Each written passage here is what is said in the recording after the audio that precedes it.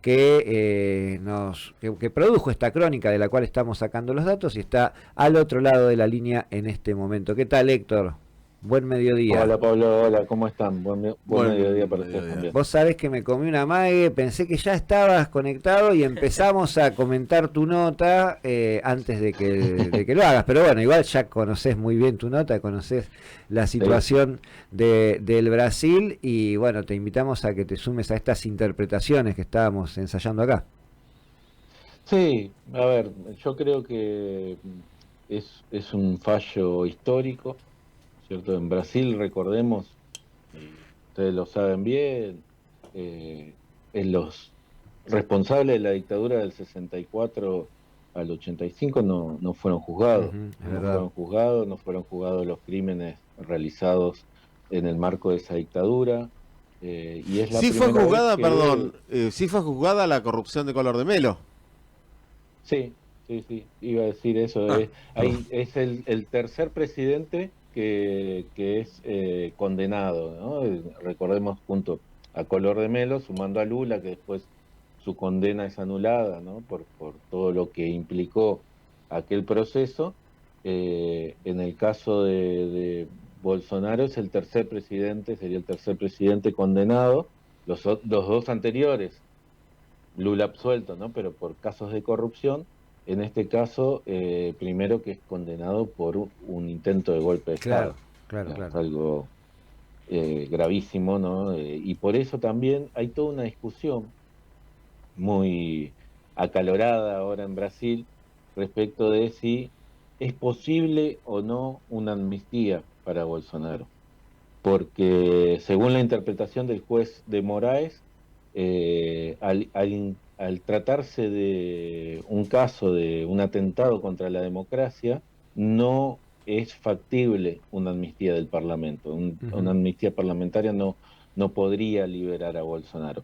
Eso dice, es la interpretación que hace el juez de Moraes, Alexandre de Moraes, que fue quien encabezó esta causa, pero los parlamentarios cercanos al bolsonarismo y los de Bolsonaro dicen que sí, que es factible y están avanzando con eso en el Congreso. Pero políticamente tendría visos de probabilidad, porque si están discutiendo si no es posible, podría significar que en términos de correlación de fuerza política los votos estuvieran cerca de darles.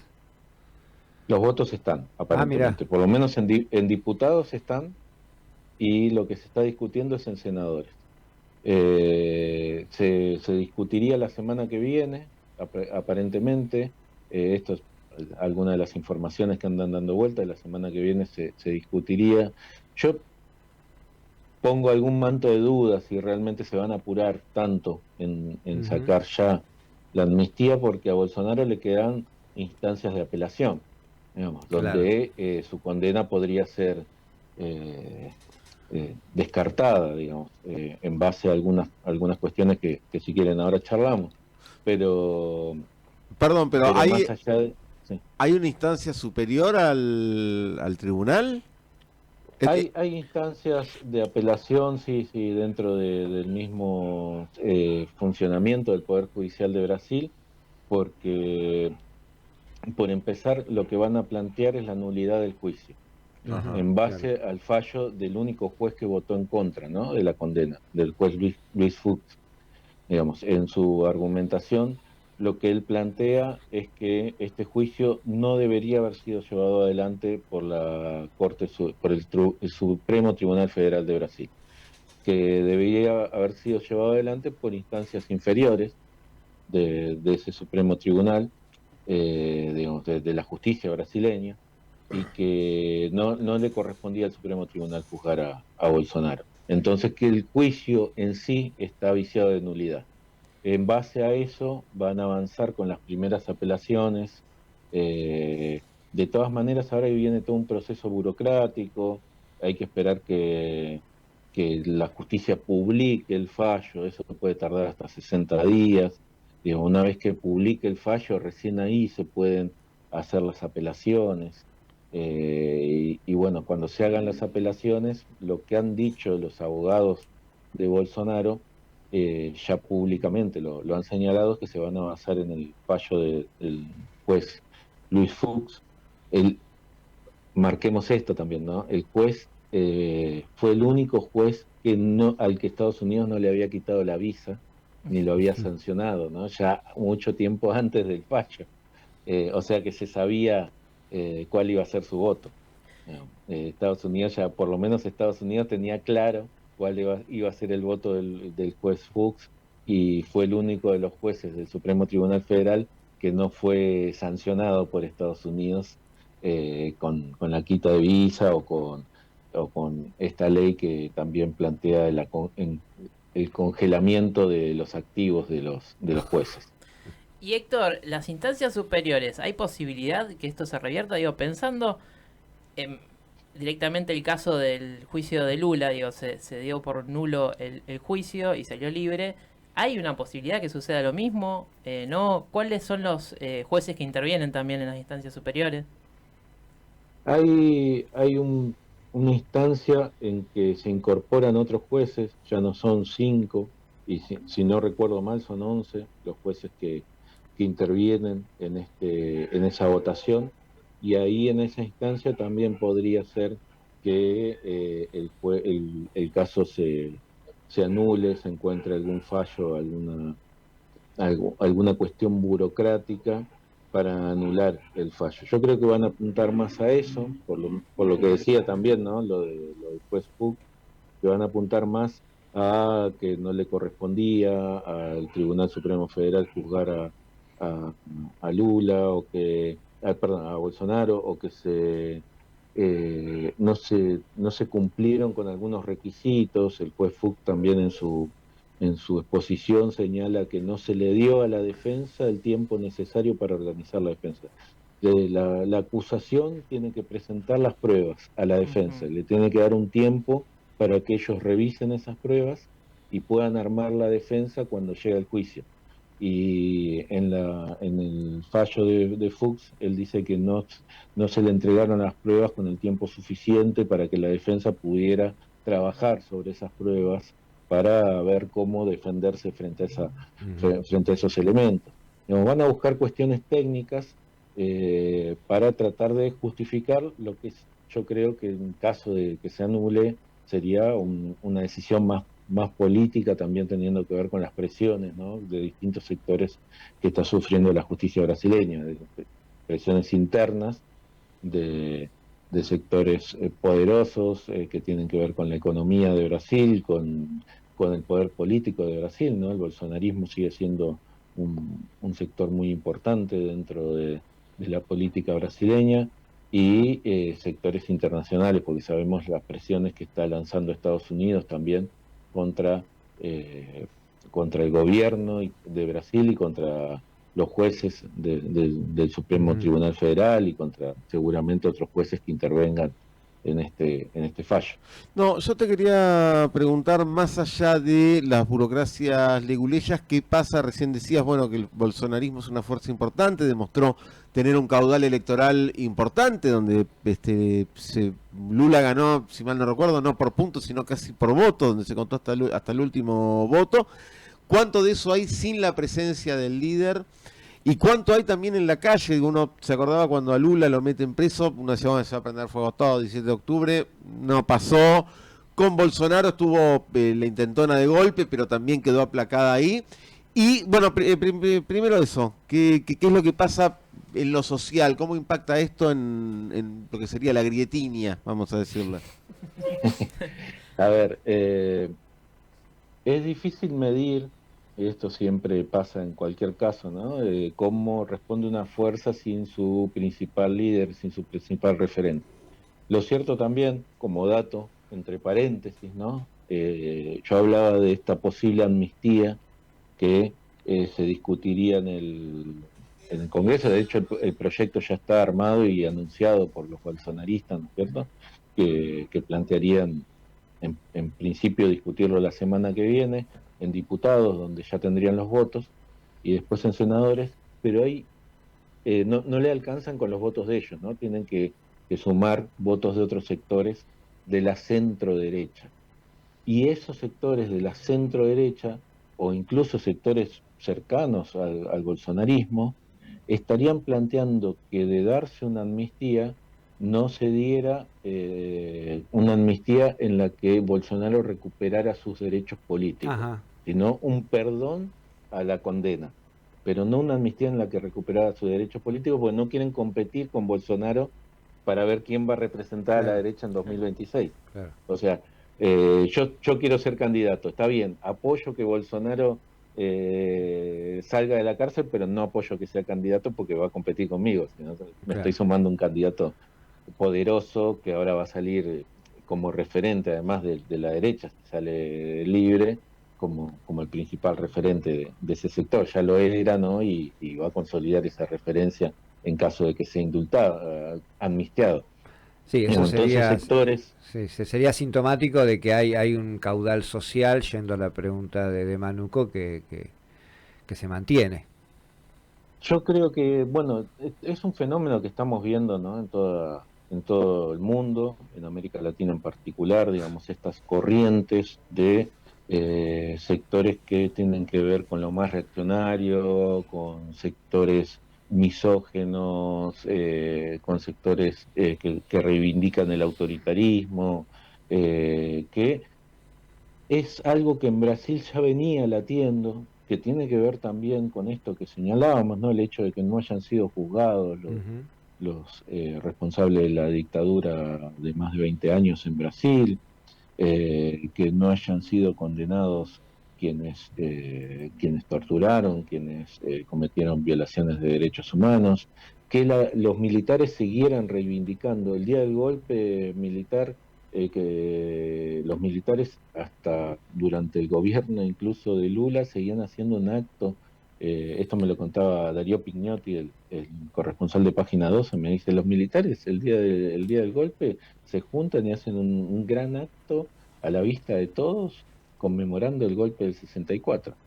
Y no pasa nada.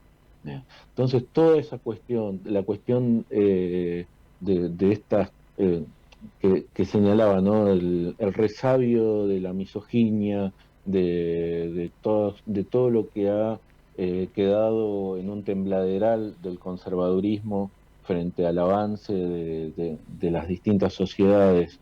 El hecho de que hay dos encuestas a las que suelo hacer referencia, porque me impactaron mucho en su momento, antes del golpe contra Dilma Rousseff, se hace una encuesta si en la última década los brasileños habían mejorado su calidad de vida, o sea, durante el gobierno del Ujú. PT.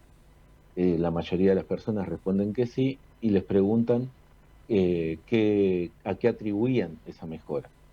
Y la mayoría responden, gracias a Dios, gracias al esfuerzo personal y gracias a la familia. Y en cuarto o quinto lugar recién estaba gracias a las políticas de Estado.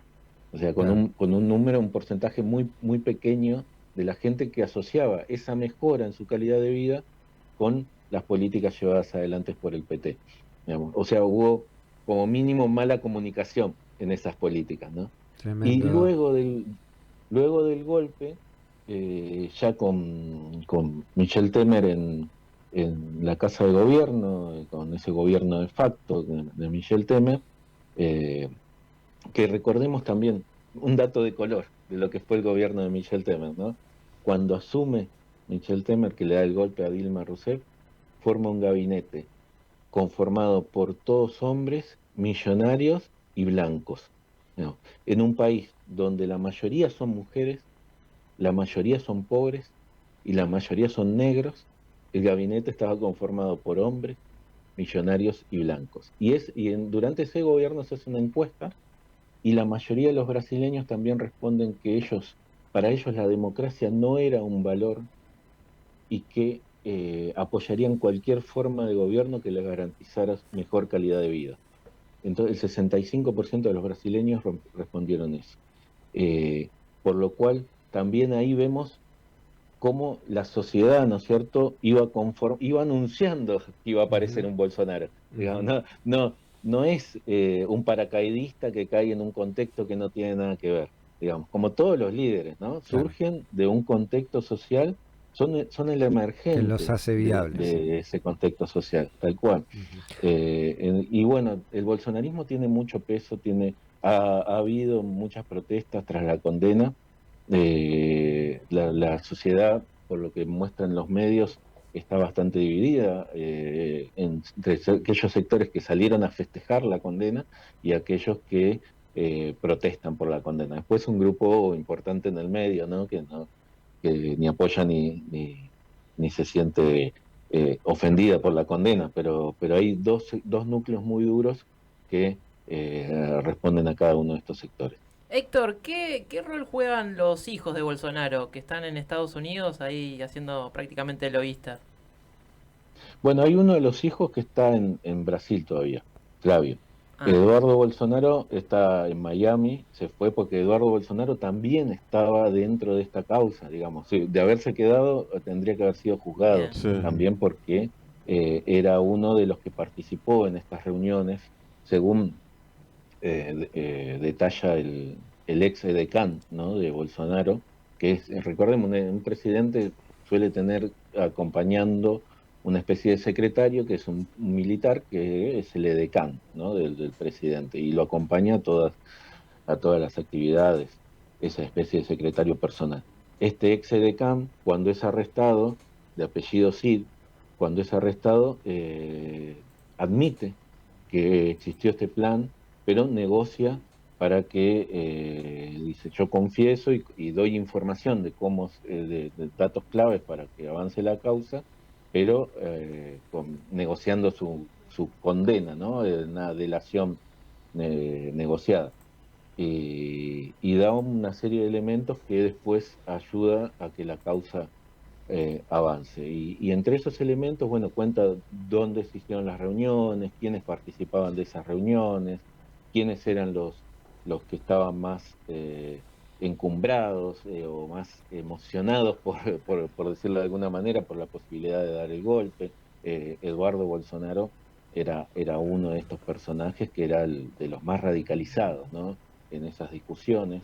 Y hoy por hoy está en Miami articulando con estos sectores reaccionarios bueno, el último que escuché es que estaba en Texas, pero él estuvo mucho tiempo en Miami. Todos lugares articulando con hospitalarios sí, para estas cosas. sí, Héctor Bernardo, no se periodista, puede. analista internacional. Se nos acaba el programa. La verdad que está para seguir charlando un largo rato. Nos quedó ahí picando este dato que tiraste al pasar respecto a que Estados Unidos se toma la atribución de sancionar a la jueces, congelarle los activos. Me La parece vocera... que por ahí ameritaría te pedimos la brevedad, pero sí el rol de Estados Unidos, de Trump, digo, creo que desde Oliver North, que no se veía una cosa así, ¿no? Hasta insinuó la posibilidad de una intervención militar. Sí, por la eso. vocera, lo estamos viendo en la propia nota de Héctor Bernardo. Y tenemos una postilla de medio minuto para decir al respecto, porque es una cosa insólita y sucede. Sí, Estados Unidos está en un plan de recuperar el control de la región porque sabe que es un imperio en decadencia, entonces sabe que esta región es su última trinchera. En eso está atacando a los procesos populares y defendiendo a sus referentes en la región.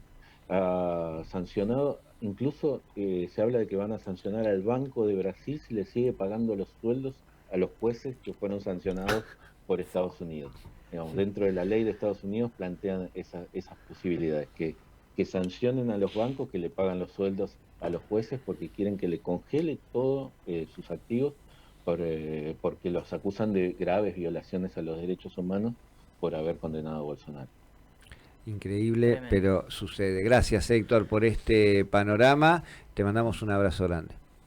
Un abrazo enorme. Se nos pasa ya el programa por un minutito. No queremos irnos sin dejar de invitar